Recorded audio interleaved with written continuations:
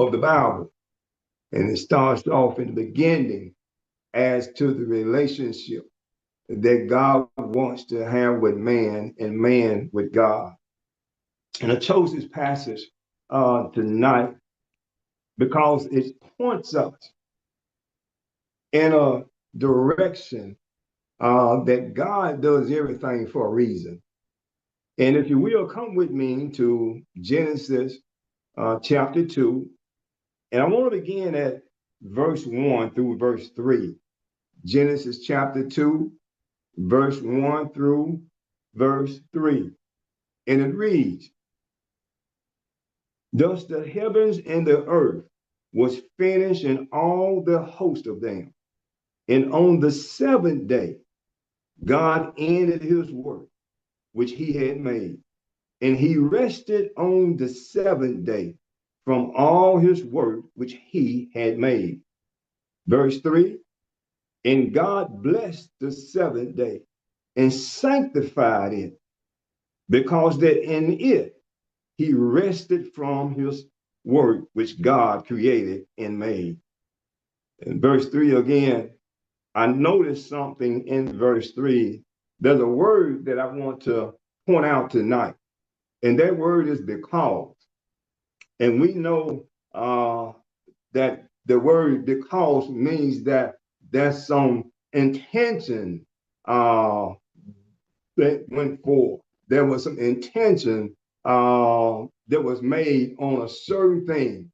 And as I was looking at that, I went down and I looked at this word that is called in verse 3, because.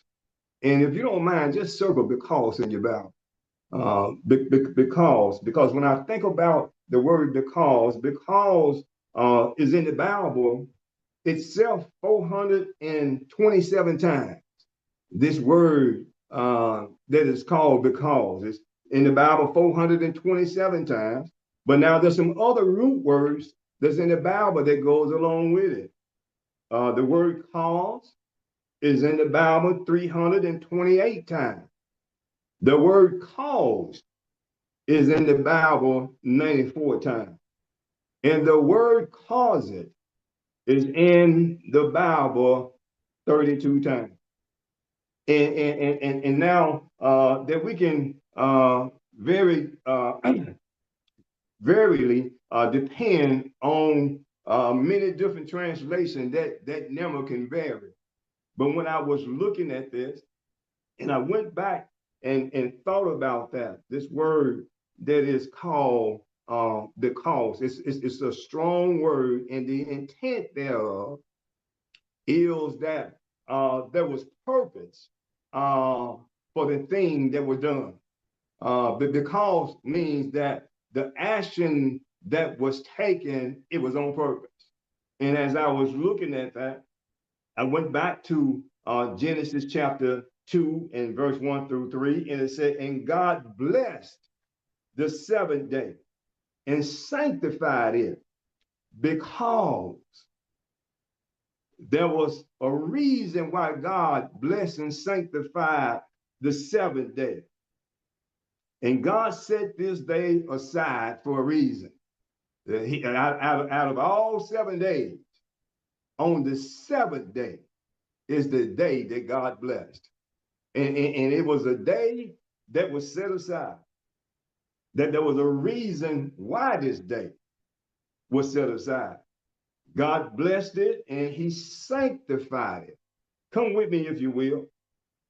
As I was looking at this, I went back to chapter 2, and let me read it again. It said, "Thus the heavens and the earth was finished, and all the host of them," everything that God made, he did it in 7 days. And on verse 2, "And on the seventh day, God ended his work, which he had made, and he rested on the seventh day from all his work which he had made." In verse 3, "And God blessed the seventh day, and he sanctified it." And that's what I want to get to tonight. He blessed the seventh day, and he sanctified it. Sanctified means that he set a day aside with a purpose. And it's just like we're in this world today and we're living in this world. And we know that we have 7 days in a week. And one of those days out of the week, it's been set aside for worship. It's been set aside for appreciation and being able to tell God, Lord, I thank you. It's been set aside for mankind to take the time to look around himself and see all the beautiful and wonderful things that God had made. But God did not make them for himself. He made them for mankind. And the Bible said here again in verse 3, and God blessed the seventh day and he sanctified it. He set it apart from the other 6 days. Sanctified means to be set aside. And he set that 7th day apart from all the other 6 days that he gave man an opportunity to do and go as he pleased. I went back to verse 3, if you will, and God blessed the 7th day and sanctified it because that in it he rested from his work, from the creator that he had made, creation that he had made. And as I was looking at that, I went down, if you don't mind, I wanted to know some more about this 7th day. And if you don't mind, come with me to Isaiah, the 58th chapter, Isaiah 58. And I want to go down to verse 13, if you will. And remember, I said just a few minutes ago that God had gave man 7 days and allowed man to do what his will was. But then God set aside a day for worship. And if you don't mind, come with me to again Isaiah chapter 58. And I want to go down to verse 12, if you will.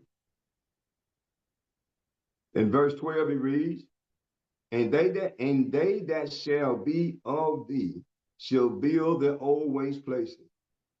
Thou shalt rise up from the foundations of many generations, and thou shalt be called the reapers of the breach, the restorers of the path to dwell in. Now in Isaiah, he's calling out a group of people and letting them know that we have some old traditions that we have lost along the way. And Isaiah is calling them back to restore the pathway that we used to dwell in. We used to have a day that we had set aside for worship with God. And Isaiah is saying here in verse 12 again, and they that shall be of thee shall build the old waste places, and thou shalt raise up the foundations of many generations, and thou shalt be called the repairers of the breach. Now, can we put a pin there on the repairers of the breach? And we know that a breach is that we're not doing what we once was doing, or we're not doing what we're supposed to be doing, what we're supposed to be doing, and now there's a breach in what we're supposed to be doing. There's something that's stopping us from doing what's already have been required of us. And what has been required of us, that God is giving us 7 days out of a week to go and to do what we need to do. He give us 6 days to work and to play and to do whatever we need. But he said on the 7th day, man ought to rest from his labor, but don't just let it be a rest day from labor. He said man ought to rest from his labor, but on the 7th day, he ought to worship God. In other words, that's the time we're supposed to commune with God and have yada time with the Lord. It's a set aside day for a reason and a purpose. And the reason and the purpose is to tell God thank you, to appreciate what God has done for us, and to acknowledge that we couldn't or wouldn't have been where we are without the Lord.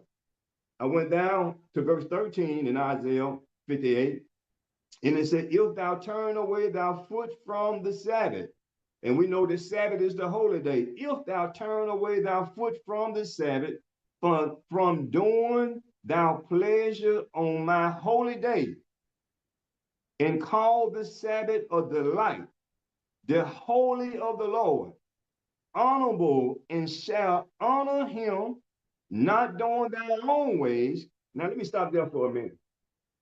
Isaiah is breaking it down and letting us know that God has an expectation from us. And Isaiah said, be careful that we're not going around what God is expecting for us to do, because we expected for God to bless us, but God said, I'm expecting for you to worship me. And because of that, Isaiah said there's a breakdown in the fellowship that mankind has with God. I went down to verse 3 again, and he said, if thou turn away thy foot from the Sabbath, from doing thy pleasure on my holy day. Can you underline in your Bible where it said my holy day? God is talking to Isaiah, and he's letting Isaiah know that you're doing something that you ought not be doing on my day. God said that day belongs to me. And God said what I will have my people to do on that day is to worship me. But not only to worship God, but to walk with God and in God, to have a communion with the Lord. I went down to the last part of verse 13, if you will, in Isaiah 58, verse 13.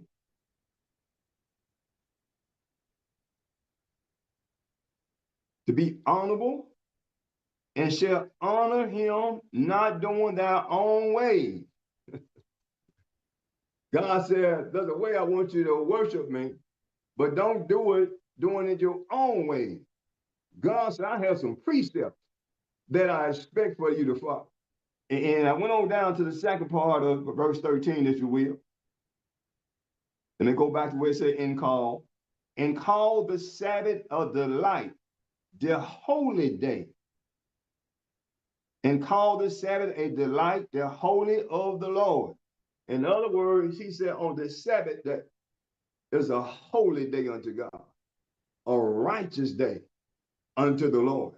And God has expectations for his people who are called by his name to come into worship and to fellowship with him. And what God is saying, he wants a relationship with mankind. Now, he wanted with us every day. But he said, out of the 7 days I give you, at least one day, we ought to make a special effort to worship the Lord. Second part of verse 13. And call the Sabbath a delight, the holy day, and call the Sabbath a delight, the holy day of the Lord, honorable, and shall honor him. We should honor God. We should give God the glory and the praise. Honor means to give God thank you. Tell the Lord thank you. Sometimes take a day out just to tell God thank you. Then he goes on down and he said, and call the Sabbath day a delight, the holy of the Lord, honorable, and shall honor him, not doing thy own ways, not doing thy own thing, but God said, I want you to do something special for me. I went down to the second part of verse 13. Honorable, and thou shalt honor him, not doing thy own ways, nor finding thy own pleasures, nor speaking thy own word. God said, mixing praise with the foolishness of the world, mixing worship with the thoughts of mankind, and taking our minds on what God has done. Isaiah goes on down and he tells us in verse 14, then shalt thou delight thyself in the Lord, and I will cause thee to ride upon the high places. Now, if we want what we say that we want from God. The Bible said in verse 14, and I circled this in my Bible, the word then. Then means that we have gotten to a point. If you don't mind tonight, circle the word then in your Bible. Because then means that you have gotten somewhere with God. We had done something that has gotten God's attention. Something that is worthy of the blessings that God had restored upon us.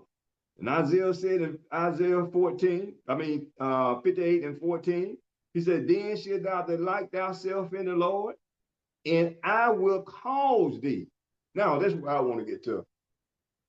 God said, when we begin to delight ourselves in the Lord, when we begin to celebrate his name and sing praises unto his glory, and the Bible said here, then shalt thou delight thyself in the Lord, and I will cause thee to ride upon high places. God said, the more that you worship me on this holy day, I will lift you up from where you are. I'll cause you to ride in high places. In other words, God said, if you want elevation, he said, what I want you to do is to worship me, to have a relationship with me, to have yada time with me.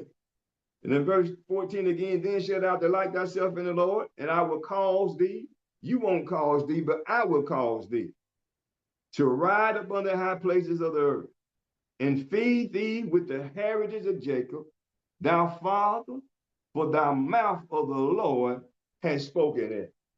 Now, God is letting us know that there's an expectation for man to worship him. He's letting us know that he took 7 days in creating this world, the earth, and the things thereof. He did it in 6 days.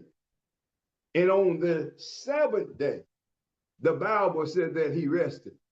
But when I began to look at the 6 days, if you don't mind, come with me to Genesis chapter 1, the first book in the Bible, and the first chapter of the Bible. And it says in verse 1, it says, in the beginning, God created the heavens and the earth. Not man, but God created the heavens and the earth. And the earth was without form and void, and darkness was upon the face of the deep. And the Spirit of God moved upon the face of the water. God lets us know the state that the earth was in when he made it. It was just plain, it was dark. But then, not until God moved upon what he had made, did light come. I went down to verse 2, and the earth was without form and void, and darkness was upon the face of the deep. And the Spirit of God, that's where I want to stop. And the Spirit of God moved upon that which was dark. It moved upon the face of the earth. And the Spirit of God moved upon the waters. Verse 3, and God said, let there be light, and there was light. Now, it's evident that the world was in a dark state when God made it. And God looked at the earth and saw that darkness was not good. So what God does is he said, let there be light. And then in verse 3, if you will, and God said, let there be light, and there was light. And God saw the light, that it was good. And God divided the light from the darkness. Can we stop there just for a moment tonight? There's a reason why God divided the light from the dark. He gave mankind the light by the day in order for him to go and be able to do the things that he needed to do. And then he gave man the darkness, the night, that he'll be able to rest from his labor. Everything that God does is for a reason. I went down to verse 3, the Bible said, and God said, let there be light, and there was light. And God saw the light. In other words, there was evidence. When God says something and it comes to fruition, God said, I will make sure that there's evidence that's left behind that I did it. And I went down to verse 4, and God saw the light, and that it was good, and God divided the light from the dark. And God called the light day, and the darkness he called night. And the evening and the morning was the first day. God did all of that for mankind in one day. And then it goes on down in verse 5, and God called the light day, and the darkness he called night, and the evening and the morning was the first day. Verse 6, and God said, let there be a firmament in the midst of the water, and let it divide the waters from the water. God said, let me make a separation here, because I want to move everything out. Because for what I am creating for man, I want him to be able to sustain himself. And went down to verse 7 in the Bible saying, and God made the firmament and divided the waters which were under the firmament from the waters which was above the firmament. And it was so. In verse 8, and God called the firmament heaven, and in the evening and the morning was the second day. God said, let me put things in order. That which is above your head, I call heaven.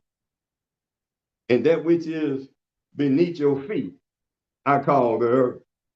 And I went down to verse 9, and God said, let the waters under the heavens be gathered together into one place, and let the dry land appear. And it was so. Everything that God did, he was creating it. But not only was he creating it, but he was making it for the pleasure of man. And mankind, he already had a plan that what he was going to do with man. And he's made everything that man needed to sustain himself, to be able to go and to be who God wanted him to be. I went down to verse 10, if you will. And the Bible said, and God called the dry land earth, and he gathered together of the waters called he seas. And God saw that it was good. Verse 11, and God called, and God said, let the earth bring forth grass, and herbs yielding seed, and the fruit trees yielding fruit after its kind, whose seed is in itself. Now look at the miraculousness of God. What he made, it keeps producing itself. The fruit, the herb, everything that God made for the creation of man, it continued to produce itself. Even mankind himself is able to reproduce himself. And I went down to verse 12, and it said, and the earth brought forth grass and herb, yielding seeds after his kind, and the tree yielding fruit, whose seed was in itself after his kind. And God saw that it was good. And the evening and the morning was the third day. He's counting out the days as he's going through and making creation. And I wanted to read that part for a reason. That God took his time, and he took 6 days to make the heavens and the earth. He took those 6 days to make everything that man was going to need, that he knew he needed to provide for mankind. But then after working for the 6 days, let me go on down, if you will. Come with me to verse 15. And it says, and let them for light in the firmament of heaven to give light upon the earth. And it was. God had created the firmaments in heaven, the stars and the moon, to give light unto the earth for mankind. And then it goes on down to verse 16, and he made 2 great lights, greater light to rule by day, and the lesser light to rule by night. He made the stars also. Now, this is how precious God had treated mankind, that he took time to make 2 separate lights, one to rule by day and the other to rule by night, that man be able to go along and to find his way by day and by night. I went on down, and this is how much love that God has for mankind and how much he cares for what he created. I went down to verse 17, and God set down in the firmament of heaven to give upon the earth to give light unto his creation. Verse 18, and to rule over the day and over the night, and to divide the light from the dark. And God saw that it was good. God don't want us to dwell in the darkness. He wants us to be able to know that the darkness is there, but he wants us to dwell in the light. Darkness is for mankind to sleep. The light is for mankind to work and to go out there and do the things that God has called us to do. I went down, if you will, and to verse 22, if you will. It says, and God blessed them, saying, be fruitful and multiply. I got to go back to verse 20. And God said, let the waters bring forth abundantly the moving creatures that had life, and the fowl that have that may fly above the earth in the open firmaments of heaven. And God created great whales, every living creature moving, which the waters brought forth abundantly after their kind, and every winged fowl of after his kind. And God saw that it was good. Everything that God made. And when he got through making it, even God said that it was good. Can I put a pin there tonight?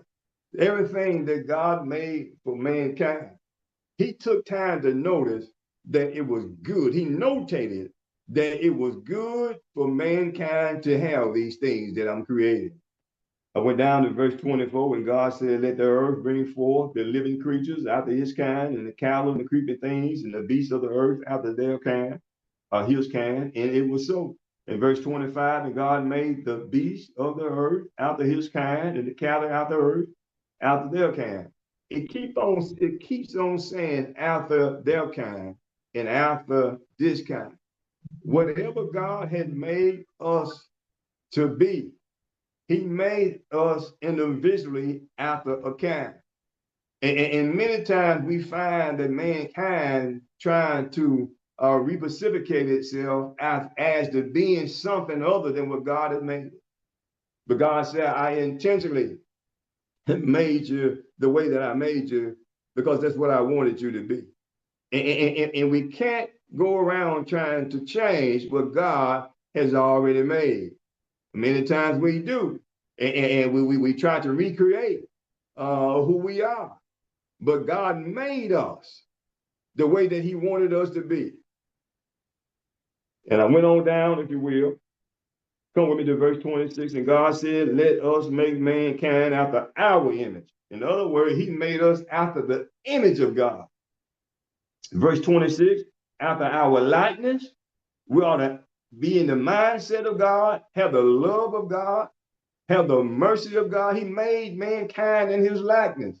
And many times we say we're Christians, but then we can't stand folk. We don't like people. We don't forgive them. But that ain't what God, that's not the image of God. God said, love them that hate you. Do good to them that despitefully misuse you and persecute you. Why, God?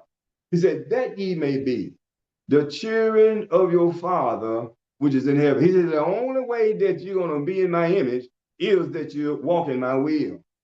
Anything else beside that, God said it is not so. I went down to verse 27 real quick, if you will. In chapter 1, it says, so God created man in his own image, and in the image of God created him.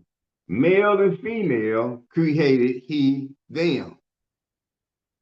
Male and female created he them. And God blessed them, and God said unto them, he said to the man and the woman, to be fruitful and multiply, and I have a purpose for you. God said, I made you like you are to replenish the earth. And not only to replenish it, but God said, I want you to subdue it. I want you to take it and use it for the purpose that I made it. God said, if you keep giving back to it, it'll keep giving back to you.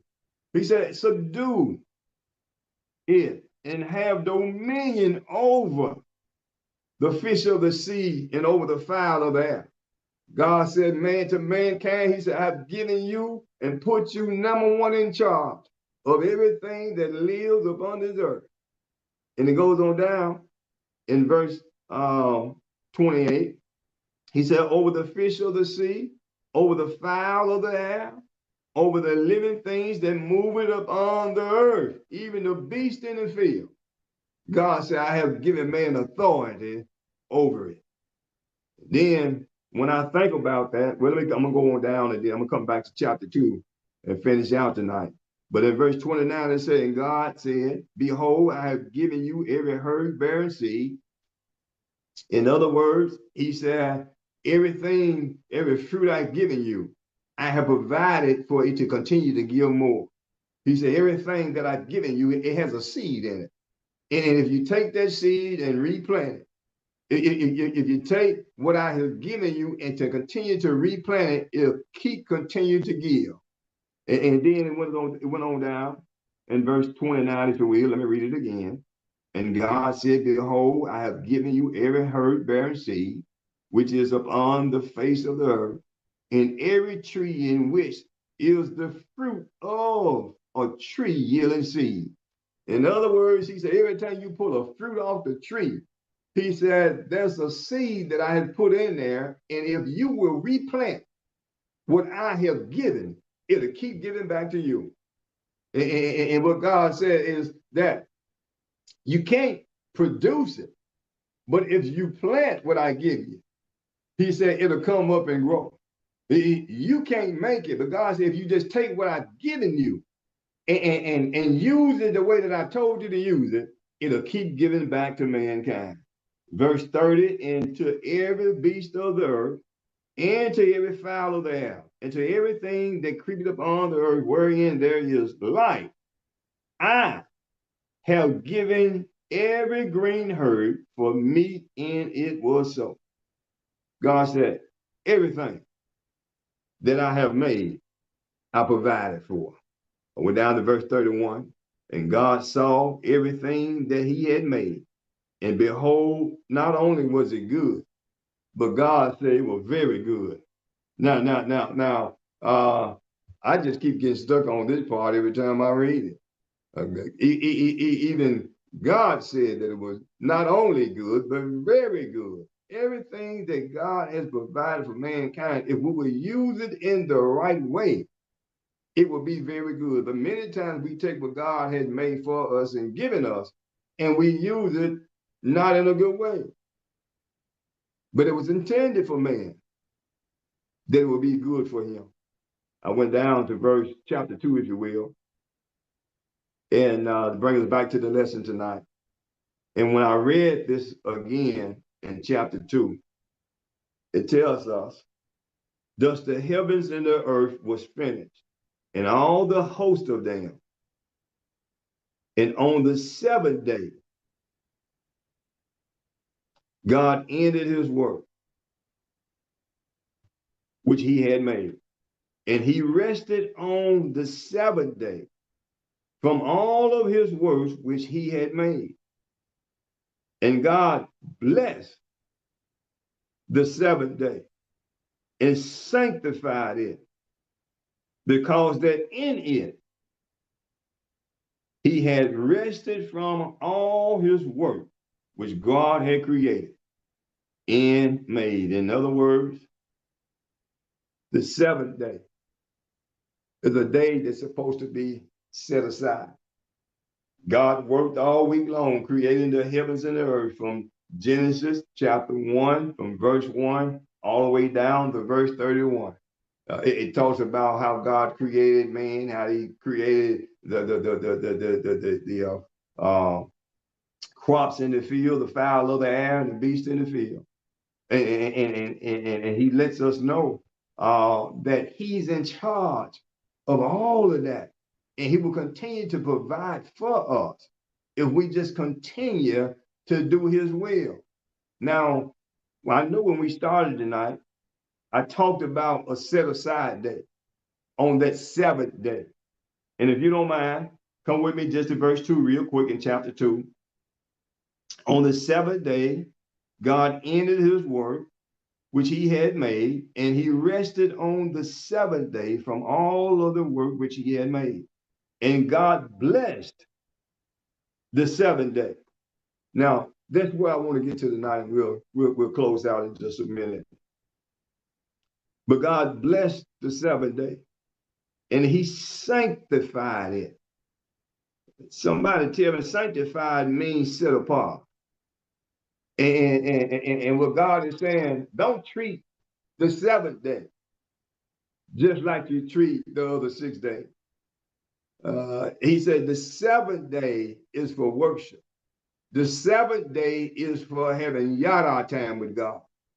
The seventh day is putting everything else off first and having time with God before we do anything else. The seventh day, God said, I've allowed you to get up the same time every morning for 6 days, be work on time, work your whole shift, get off in the evening time, you go home and you do what you want. But God said on the seventh day, that's something that I want you to do that I want. I want you to show appreciation for what I have given you. I want you to show that you appreciate that which has been done on a daily basis, that you can endow and have the things that you have and that you need. And God said that what he's telling us in the text tonight is that appreciation goes a long way. And he wants mankind to have some set-aside time to give yada unto him. Set-aside time to be grateful and thankful. And God said, just don't treat the gift that's been given and the things that has been done as it doesn't mean anything. Because he's letting us know that if we take knowledge of everything that he does for us and walk in a way of appreciation and have some set-aside time to have yada time with him, then God said, you can't beat my blessings no matter how much that you try. The more you give to me, the more time, the more love, the more appreciation that you give to me. He said, I'll turn around and give it right back to you. He said, test me and prove me, and see when I open up the windows of heaven and pour you out a blessing more than you have room enough to receive. God is no shorter than his word. Matter of fact, he double dares us to try him and see. See who can be the best. See who can be the goodest to one another. God said, you can't outdo me. Every morning I wake up, I give you undeserving mercy and grace. Every day that we wake up, he gives us mercy and he gives us undeserving grace. And we're grateful for it. I'm going to come on and, if you will, turn the lights on, mics on tonight. And anyone have a comment or anything, come on now and share with us.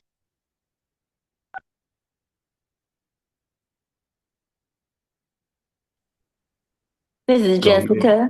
I just Go want to ahead, say that Jessica. it was a great lesson tonight, and that was a great way to close out as a reminder that we don't deserve God's goodness and mercy, but just bless the fact that he continues to show it upon us every single day.